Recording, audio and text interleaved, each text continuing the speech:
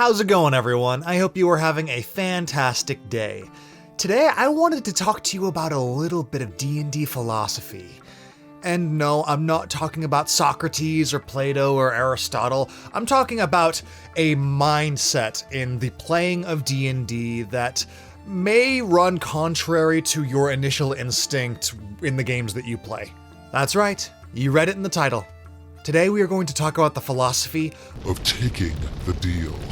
See, there are so many different ways that you can play this game that just one simple philosophy is not going to cover all of the ways that you should play this game. A lot of people will say, play suboptimally, it's better, while all of the min-maxers will say, but that just isn't fun for me, why would I do that? The way that I'm playing isn't right. And the answer is, there are a million ways to play this game, but they are all stemmed in different philosophies. And this video is going to talk about one of them, a philosophy that I like to call the philosophy of taking the deal. The take the deal philosophy gets its name from the classic folk tales of people going to the crossroads and meeting a devil or a demon, and them promising something very tempting in exchange for some small little thing, which, as everyone knows that is familiar with this trope of storytelling, always ends up biting them in the ass later. And yet, that is the start of so many amazing stories that we hold dear as a culture and as a society. It starts off with our hero making a flawed or ill-informed decision. And in the context of D&D, everyone knows that taking a deal from a devil at a crossroads ain't gonna lead to anything good. Or will it?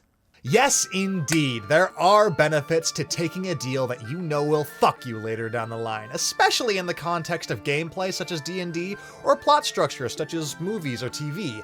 And the main benefit, of course, is the juicy drama. When you are playing D&D, the chances are pretty dang high that you want drama and conflict at your table. Even all you D&D farming simulators out there, I'm sure that you want your DM to put in some spicy drama between you and the landlord's husband with regards to, I don't know, let's say, freaking rent being due, or a relationship that's falling apart where you have a dog and the other person wants to get the dog, but you want to keep the dog because you're attached to it. So there's conflict there, and the two lovers are not on the same farm, they're on opposing farms, so now there's some juicy conflict. The point is, conflict, drama, fairly important to D&D, and taking the deal definitely adds a ton of that to your table, knowing that you are making a decision that later along the line, you are going to need to deal with repercussions from.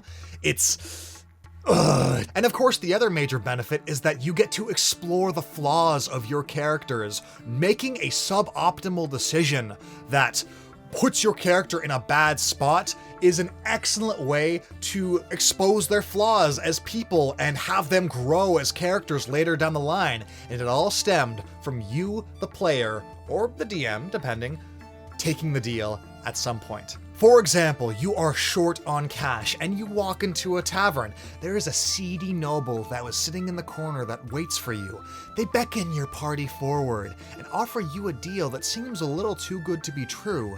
They plop a sack full of 10,000 platinum, enough to fund that army that you're looking for, and offer me just a little thing in return, and that is, your left toenail.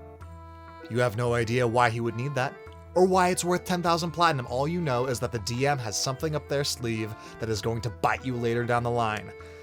You know this, but you take the gold anyway, and the drama ensues. The major drawback, of course, to implementing this philosophy in your games is the apparent lack of control in your character or the plot. There is a certain amount of agency that you have as a player when you are interacting with the world around you, seeing that the seedy deal is going on in the corner and knowing that it is going to end badly for you no matter what is offered. You recognize the narrative structure that the DM has put up in front of you, and you know that this is going to lead nowhere good.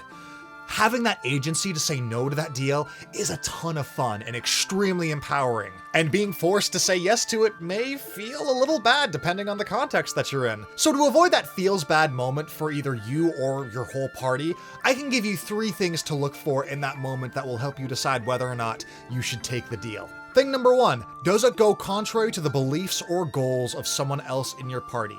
If it incites PvP, chances are you shouldn't take the deal. You're all playing this game together and you want to lift each other up. If this deal completely craps all over another player's goals or personal moral values, it's probably a deal that you should reject, and honestly, probably a deal that your DM wants you to reject. They're just offering it to give you that opportunity to spit in this person's face, or maybe introduce a sinister villain that is going to come along later on. And this deal was a way to inform you that this is a bad person and not someone that you want to deal with. So yeah, if it incites PvP, probably say no. The second thing you can come out for is kind of in relation to the previous thing, except for this one's a little bit more personal, and that is that if this deal is going to take your character down a path that you don't want your character to go. Example, you need to take this deal, but in order to do so, you need to kill 10 kittens. You don't want your character to kill 10 kittens. Kittens are cute and fuzzy, and they cuddle you at night, and you don't want your character to be a kitten killer. So you say no because you don't want your character to be known as a kitten killer. And your DM can't force you to do that. They can't force your character, or they shouldn't, I should say, unless you've given them permission. There's a bunch of caveats to this, of course, but generally speaking, your DM should support the character that you want to play and give you opportunities to play that character. Which is part of this, because generally speaking, I think that flawed characters are more interesting, but that's a personal preference. Getting back on track. If taking the deal puts your character down a path that you don't want your character to go down, reject it. I'm sure the DM will support you, or at least they should, because yeah, forcing your character to be played in a way that you don't want your character to be played, I kind of stumbled there for a second. A DM forcing you to play your character in a way that you don't want to play your character feels horrible, and the deal should be rejected if it sends you down that path. The third thing to look out for, and this is more a little bit of advice for players, because I'm a DM and I know what hooks I throw out and what things I want my players to say no to, so this is just something that I find myself doing as a DM, and probably a lot of other dungeon masters find themselves doing, is that if the DM has made it clear that there is an equal or better option available, probably shouldn't take the deal. Going back to our shady merchant in the corner, you take 10,000 platinum pieces in exchange for a toenail, but you were just on your way to a lord that has already agreed to give you a loan for the 10,000 platinum pieces. Sure, you're going to need to do that lord a favor, but that lord is an honorable and good woman that you know is not going to screw you over later. So this shady individual is offering you a bag of gold for something that requires a lot less effort, but you know is going to shaft you, and you were just on your way to something that you know is going to lead to a little bit of effort, but is going to lead to a better result, just because, come on.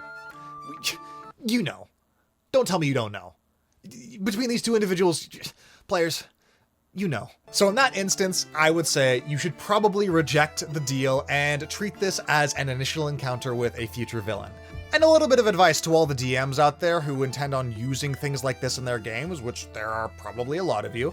If your characters have been experiencing a consecutive amount of horrible losses in your campaign, and you give them a way out of it, but at a cost, it has the potential of feeling like, it's the nail in the coffin. Like, this is just another way for them to lose because they don't want to lose anymore. If you are having a consecutive loss streak for your players, give them a solid win. Probably avoid giving them a deal that, oh yes, but it will cost your soul, because they're already snowballing downhill from a loss streak. Give them the honorable lady that can buy them out of this conundrum, because putting your characters in a situation where they feel like they're powerless, can feel pretty bad. So yeah. So there's my word of warning. If you give the deal to your players and it feels like an ultimatum where it's either this or they will continue to lose and lose and lose and lose, or worse yet, it's unclear whether or not they should even take this or if this is the way to progress forward, it can feel really bad. There are correct ways to do it, of course, but generally, I would advise you to go on the side of caution and not give them the seedy devil merchant that offers them a way out of their conundrum by taking their souls and selling them off and yada yada yada.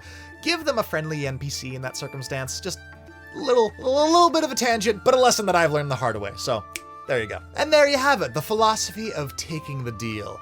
Do you agree with what I've said? Do you think that there is a better way to go about explaining it? Do you think that all of this is a whole lot of malarkey and you should never take the deal no matter what because player agency is always more important than narrative structure or drama?